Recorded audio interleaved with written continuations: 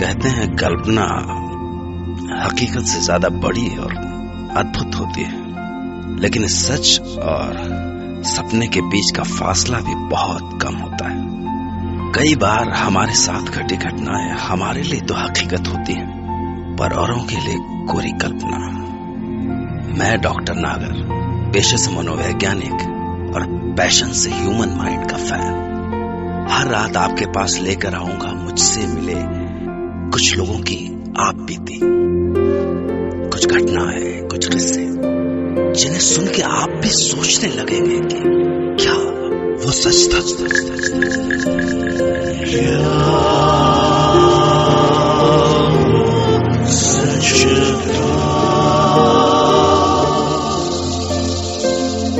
आज हम सुनेंगे मुंबई से अनुज जोशी की कहानी। अनुज, जो भूत प्रेतों की बातों पर विश्वास नहीं करते थे। वो रात थी 16 दिसंबर 2007 की।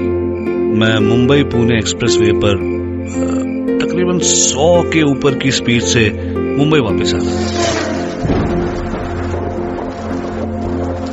बारिश में गाड़ी तेज चलाने का मजा ही कुछ और है। पर मेरी लाइफ में आगे क्या होने वाला था मुझे उसका बिल्कुल भी अंदाजा नहीं था। मैं मस्त बारिश को चीरता हुआ गाड़ी दौड़ा रहा था कि अचानक मेरा ध्यान पेट्रोल इंडिकेटर पर गया। एंड आई रियलाइज कि पेट्रोल लगभग खत्म हो चुका। एज एक्सपेक्टेड अगले 10 सेकंड में ही गाड़ी बंद हो। Oh hell, the only way out was डब्बा लेकर पेट्रोल पंप तक जाओ और वापस आओ। तेज बारिश और 5 किलोमीटर का वॉक। उफ, खैर डब्बा लेकर बाहर बारिश में निकला।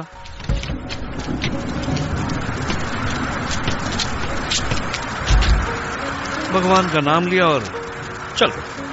तब लगा जैसे भगवान ने मेरी सुनी, क्योंकि 10 कदम ही चला था कि देखा कि पीछे से एक गाड़ी चली। मैंने लिफ्ट मांगी और गाड़ी रुक गई। मैंने कांच पर नॉक किया, होपिंग कि मुझे लिफ्ट मिल जाए। लेकिन जब कांच नीचे हुआ तो पता नहीं क्यों एक अजीब सा डर लगा।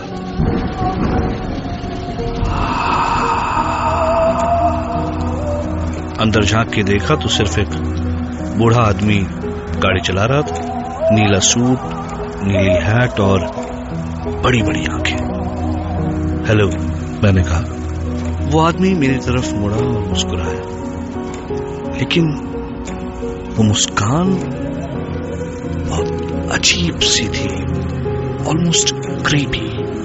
और तब उसने अपना मुंह खोला और उस आदमी की आवाज सुनकर ऐसा लगा मानो किसी ने मेरी पीठ पर बर्फ डाल दिया।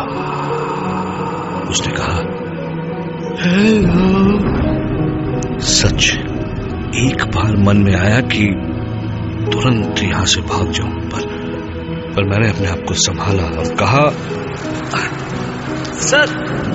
सर लिफ्ट मिलेगी, मुझे आगे 5 किलोमीटर तक जाना है, एक पेट्रोल पंप तक। उस आदमी ने अपनी उसी ही पतली और अजीब सी आवाज में जवाब दिया,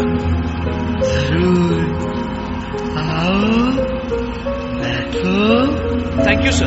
मैंने एक लंबी सांस ली और गाड़ी में बैठ गया। कई बार कैसे होता है ना, वो कुछ करते ही मन से आवाज आती है कि गलत किया बॉस, गलत किया। बस वैसी ही आवाज मेरे मन में आ रही थी। मैंने फाइनली कहा, हेलो सर, मेरा नाम अनुज है। ओके, हाय फ्रेडी। वो मेरी तरफ देखकर मुस्कुराया। पतले से सूखे हुए होंठ और पीले रंग के टेढ़े मेढ़े दांत। मेरी तरफ मुस्कुराने के बाद फ्रेडी डिकोस्टा फिर आगे देखने लगा। धीरे धीरे मेरा डर बढ़ने लगा। फाइनली बातचीत करने के इंटेंशन से मेरे मन में जो आया मैंने कह दिया, आप बहुत खुश लग रहे हैं मिस्टर फ्रेडी। ओह यस, मैं बहुत खुश हूँ। मैं कल सुबह अपने एक दोस्त से 4 साल के बाद मिलूंगा। अच्छा, देखो ये है उसकी तस्वीर। और उसने मुझे एक आदमी की तस्वीर दिखाई। मोटा सा आदमी, उम्र लगभग 50। ओह, तो इसलिए फ्रेडी मुस्कुरा रहे थे। मेरी जान में जान आई। थोड़ा गिल्टी भी फील हुआ, लेकिन इससे पहले मैं कुछ कहता, सामने पेट्रोल पंप आ गया। मैंने फाइनली फ्रेडी से कहा, एक बार फिर से thank you sir. Oh sorry Freddie. That is all right. अगर तुम्हें कभी भी मुझसे बात करनी हो तो you can call me. और मेरे हाँ या ना कहने से पहले ही उसने अपनी जेब से कुछ कागजों का बंडल निकाला। काफी पुराने कागज थे वो, और उनमें से उसने एक कागज का कोना फाड़ा और उसमें लिखा फ्रेडी डिकोस्टा और अपना टेलीफोन नंबर और बैंड्रा वेस्ट का अपना एड्रेस। मुझे कागज दे दिया। मैं जैसे ही उतरा, उसने अपनी उसी डरावनी आवाज में कहा, फिर मिलेंगे, बाय।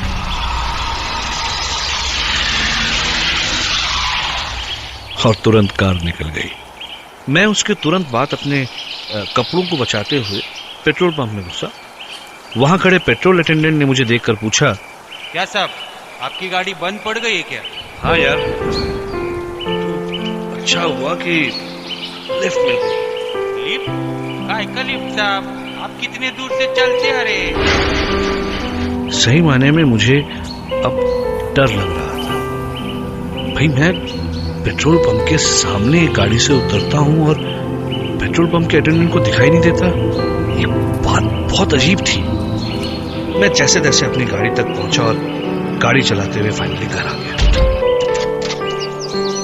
अगले दिन सुबह उठकर ऐसे लगा मानो कि सब कुछ सपना था। लेकिन मॉर्निंग न्यूज में कुछ देखा तो सब कुछ याद आ गया। एक प्लेन क्रैश की न्यूज टीवी पर आ रही थी। मरने वालों की फोटोग्राफ्स दिखाई जा रही थी और उसमें से एक मरने वाली की तस्वीर थी। मैं तुरंत पहचान गया उसे। मुझे बहुत बुरा लगा। अरे, ये आदमी तो वही है जिससे फ्रेडी डिकोस्टा 4 साल बाद मिलने वाला था। मैंने तुरंत वो कागज ढूंढा और उस नंबर पर कॉल किया।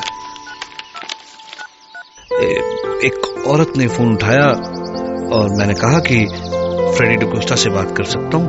तो उस औरत ने गुस्से में कहा, क्या मजाक है? और फोन रख दिया। मुझे बड़ा अजीब लगा। मैंने फिर से कॉल किया। हेलो, अपनी मालकिन या मालिक को फोन दीजिए। और ये कोई बात करने का तरीका है? सामने से औरत ने मुझसे भी ज्यादा गुस्से में कहा, आप मेरे हस्बैंड फ्रेडी डिकोस्टा के बारे में बात कर रहे हैं, जिन्हें मरे 4 साल हो चुके हैं। मुझे अचानक ऐसे लगा जैसे मैं अपनी सीट के अंदर ही धंसता जा रहा हूँ। कुछ समझ नहीं आया, गला सूख गया। कल रात जो मुझे मिला, कहीं वो फ्रेडी का। अब सिर्फ एक ही चारा बाकी था कि मैं उसकी बीवी से जाकर मिलूं।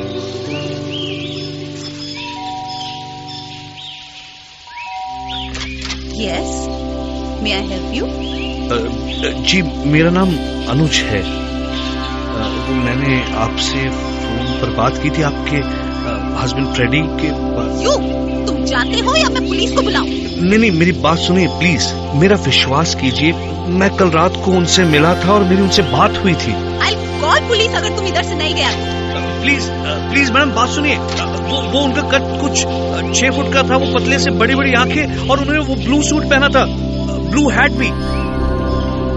औरत तुरंत रुक गई, दरवाजा खोला और मुझे देखते रह गई। और थोड़ी देर बाद बोली, मैंने दफनाते हुए यही कपड़े पहनाए थे उन्हें। तब उन्होंने मुझे बताया कि 4 साल पहले आज ही के दिन फ्रेडी डिकोस्टा ने खुदकुशी कर ली थी।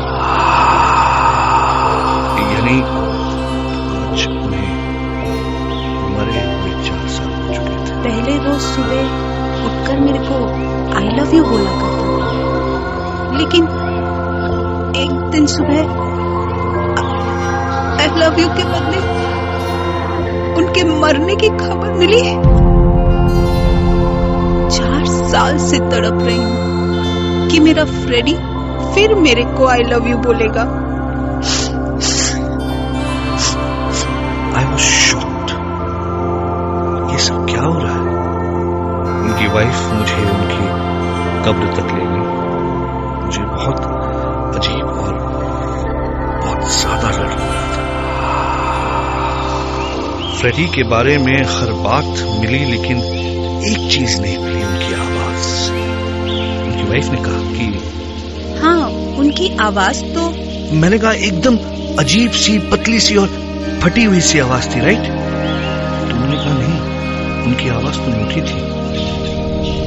तब अचानक उनका चेहरा एकदम सफेद हो गया। उन्होंने कहा, तुम जानता है मेरा हस्बैंड कैसे सुसाइड किया?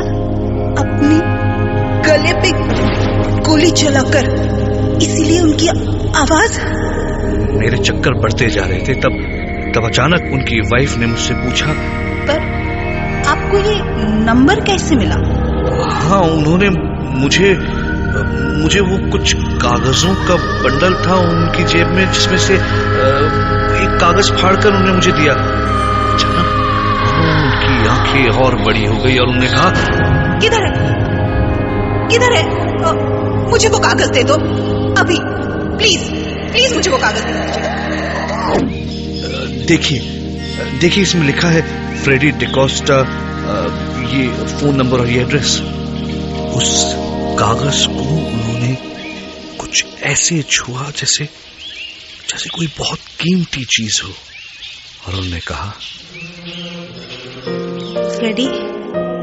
फ्रेडी आर्मी में था और मैं उसको हमेशा चिट्ठी लिखता था, और ये कागज तो। उन्होंने कागज को पलटा और पीछे उन्हीं के अक्षरों में लिखा था, आई लव यू, और वो रो पड़ी। मैंने वो कागज हाथ में लिया और ऐसे लगा जैसे उस कागज में इलेक्ट्रिसिटी थी। मैंने कहा, देखिए ना, इट्स एज इफ फ्रेडी 4 साल के बाद आपके पास आए हैं और वो आपसे कह रहे हैं। जब मैंने अपने अगले शब्द कहने के लिए मुंह खोला तो मेरी अपनी आवाज मुझे अलग लग रही थी। मैंने कहा, आपसे वो कह रहे हैं कि